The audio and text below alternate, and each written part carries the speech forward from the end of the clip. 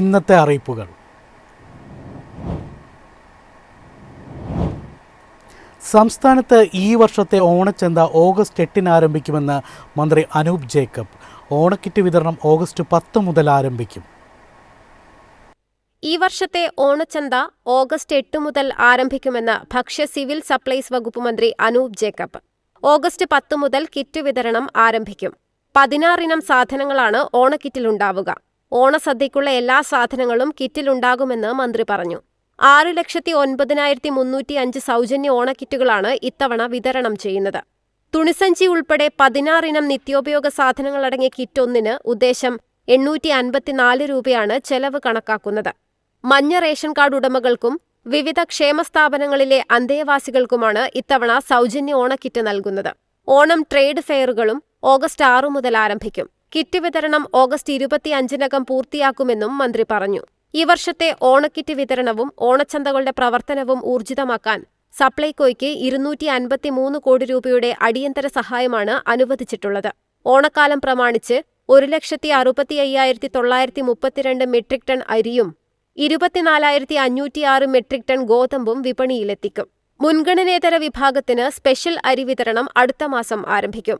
നീലക്കാർഡുകാർക്ക് 3 kilo അരി 10.90 രൂപ നിരക്കിലും 2 കിലോ ഗോതമ്പ് 8.70 രൂപയ്ക്കും നൽകും. News desk MyFin TV.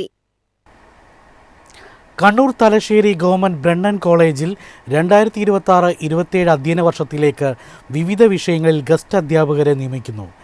BSc psychology വിഭാഗത്തിലേക്കുള്ള അഭിമുഖം ജൂലൈ 28 രാവിലെ 10 മണിക്ക് നടക്കും. നിലവിലെ UGC ചട്ടങ്ങൾ പ്രകാരമുള്ള അസിസ്റ്റന്റ് പ്രൊഫസർ നിയമന യോഗ്യത ഉണ്ടായിരിക്കണം. കൂടാതെ ഉദ്യോഗാർത്ഥികൾ കോളേജ് വിദ്യാഭ്യാസ വകുപ്പ് കോഴിക്കോട് ഡെപ്യൂട്ടി ഡയറക്ടറേറ്റിൽ പേര് രജിസ്റ്റർ ചെയ്തവരായിരിക്കണം. താൽപ്പര്യമുള്ള ഉദ്യോഗാർത്ഥികൾ പൂരിപ്പിച്ച ബയോഡാറ്റയും എല്ലാ അസൽ സർട്ടിഫിക്കറ്റുകളും സഹിതം നിശ്ചിത സമയത്ത് അഭിമുഖത്തിന് ഹാജരാകണം. കൂടുതൽ വിവരങ്ങൾക്ക് 0492346027 എന്ന നമ്പറിൽ ബന്ധപ്പെടാം. സംസ്ഥാനത്ത് സാമ്പത്തിക പ്രതിസന്ധി രൂക്ഷം. ചെലവ് കൂട്ടരുതെന്ന് വിവിധ വകുപ്പുകൾക്ക് നിർദ്ദേശം നൽകി ധനകാര്യ വകുപ്പ്. സംസ്ഥാനത്ത് സാമ്പത്തിക പ്രതിസന്ധിയുള്ളതിനാൽ ചെലവ് കൂട്ടരുതെന്നും പുതുക്കിയ ബജറ്റ് എസ്റ്റിമേറ്റിൽ കവിയരുതെന്നും ധനകാര്യ വകുപ്പ്. അടുത്ത ബജറ്റ് മുന്നൊരുക്കത്തിനുള്ള സർക്കുലറിലാണ് നിർദ്ദേശം. സാമ്പത്തിക ലാഭമില്ലാത്ത പദ്ധതികൾ ഒഴിവാക്കണം. മാറ്റിവയ്ക്കാവുന്ന അറ്റകുറ്റപ്പണികൾ മാറ്റിവയ്ക്കണം.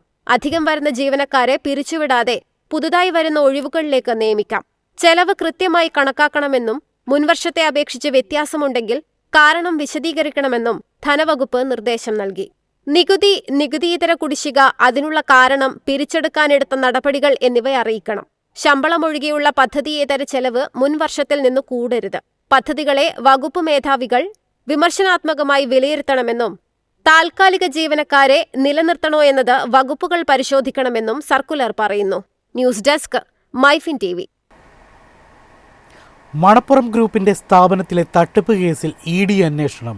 മുൻ അസിസ്റ്റന്റ് ജനറൽ മാനേജർ ധന്യാമോഹനെ ED ചോദ്യം ചെയ്തു.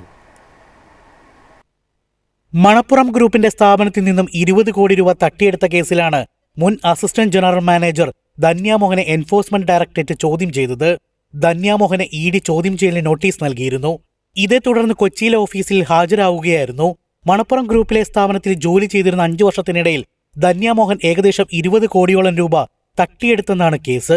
തട്ടിയെടുത്ത തുക ബന്ധുക്കളുടെ അക്കൗണ്ടിലേക്കും ഭർത്താവിന്റെ NRI അക്കൗണ്ടിലേക്കും മാറ്റിയതായി നേരത്തെ കണ്ടെത്തിയിരുന്നു. ഓൺലൈൻ റമ്മി അടക്കമുള്ള ഗെയിമുകൾക്കായാണ് പണം പ്രധാനമായും വിനിയോഗിച്ചതെന്ന അന്വേഷണത്തിൽ കണ്ടെത്തിയിട്ടുണ്ട്. നേരത്തെ പോലീസ് അന്വേഷിച്ച ഈ കേസ് നിലവിൽ ക്രൈംബ്രാഞ്ചാണ് കൈകാര്യം ചെയ്യുന്നത്. പോലീസിന്റെയും ക്രൈംബ്രാഞ്ചിന്റെയും അന്വേഷണത്തിന് പിന്നാലെയാണ് ഇപ്പോൾ എൻഫോഴ്സ്മെന്റ് ഡയറക്ടറേറ്റും കേസുമായി ബന്ധപ്പെട്ട അന്വേഷണം ആരംഭിച്ചിരിക്കുന്നത്. News desk MyFin TV. എളുപ്പത്തിൽ സമ്പാദ്യം വളർത്താം. ഇന്ന് തന്നെ മൈഫിൻ TV ആപ്പ് ഡൗൺലോഡ് ചെയ്യൂ.